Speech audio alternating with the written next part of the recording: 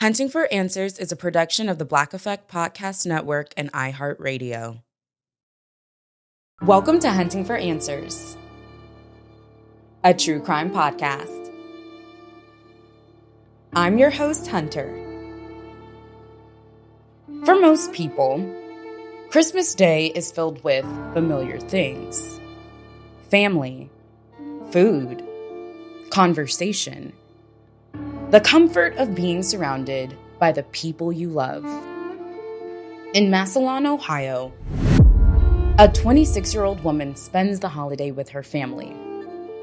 At some point that afternoon, she steps away. Before she leaves, she tells her family she needs to clear her head. It does not seem like a decision that will matter. She's expected to come back. But as Christmas Day comes to an end, she is nowhere to be found. More than 6 years later, no one has publicly explained what happened after she left. This is the story of Parris Hopson. Parris Lechelle Hopson was 26 years old. She grew up in Massillon, Ohio, a city located about an hour south of Cleveland. By the end of 2019, she was living in Columbus, but she returned to Massillon to spend Christmas with family. She had graduated from Washington High School. Later, she earned a degree from Cleveland State University.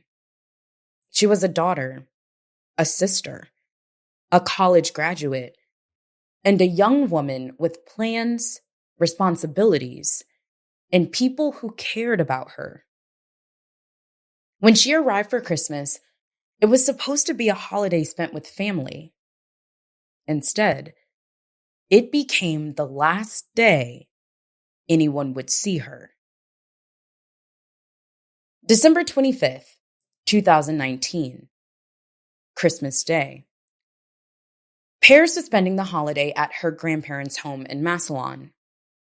As the day went on, family members noticed that she did not seem like her usual self.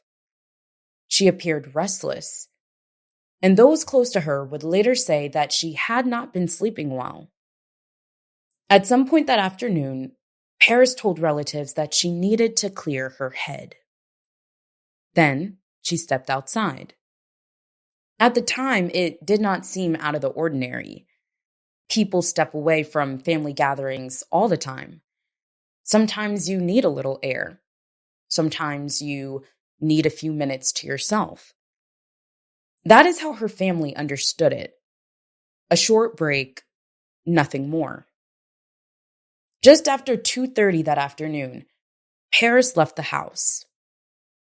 Reports indicated that she may have been headed toward Shriver Park, a nearby area not far from her grandparents' home. Inside the house, the holiday continued. Parris had stepped away, and for a time her absence did not appear to cause immediate concern. But as the afternoon gave way to evening, the time away started to feel different. What had seemed like a short walk was lasting much longer than anyone expected. As the hours passed, concern began to grow. Parris had not returned. As family members began looking for Parris, they discovered something that made the situation even more concerning. Parris had left behind the things people normally take with them: her car, her wallet, her credit cards, her phone.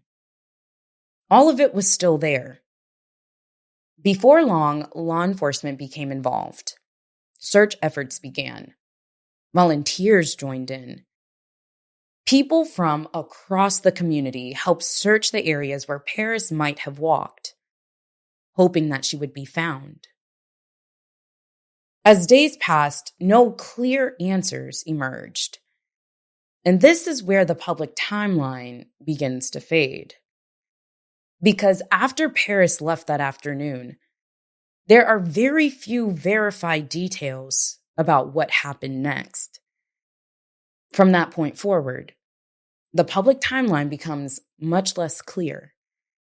But for her family, the wait continued. On New Year's Eve, a prayer vigil was held at Friendship Baptist Church. People gathered to pray for Parris, to support her family, and to hold on to the hope that she would return home safely. Among those speaking was her sister, Ashley Arnold. At the time, she told reporters, "I'm hoping. I'm staying positive, trying to stay strong for everyone." A new year was about to begin. But Parris still had not come home. For Parris's family, the disappearance was made even more painful by something they had already endured. Just 2 years earlier, Parris's brother, Parris Hopson, had been critically injured in a crash. Reporting at the time indicated that another driver allegedly caused a head-on collision and left the scene. Parris spent months on life support. His family waited, hoped, prayed. But in April of 2018, he died. He was 23 years old. Authorities have never publicly stated that Parris' death is connected to Parris's disappearance.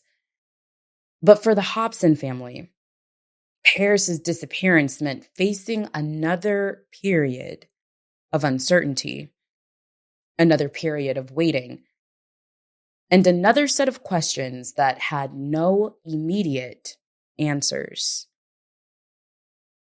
As the investigation continued, investigators worked to determine what had happened after Parris left her grandparents' home.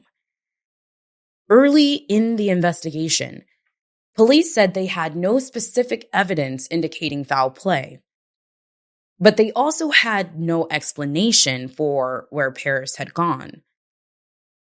After that, the trail becomes harder to follow. More than 6 years have passed since Christmas Day, 2019. Public reports have not identified any confirmed sightings of Parris after she left her grandparents' home. The questions that began that day remain unanswered. What happened after Parris left that afternoon? Where did her path lead next? And why has no one been able to find her? If you have any information about her disappearance, please contact the Massillon Police Department. Contact details are listed in the show notes. Our thoughts are with Parris Hopson's family, friends, and loved ones. As we close this episode, sharing her story helps keep attention on her case and reminds people that her disappearance remains unsolved. For more cases and updates, follow Hunting for Answers. You can also connect with us through our Facebook group and find us on YouTube, Instagram, and TikTok. If there's a story you believe deserves attention, we'd love to hear from you. Thank you for joining us for another episode. Until next time. Hunting for Answers is a production of the Black Effect Podcast Network.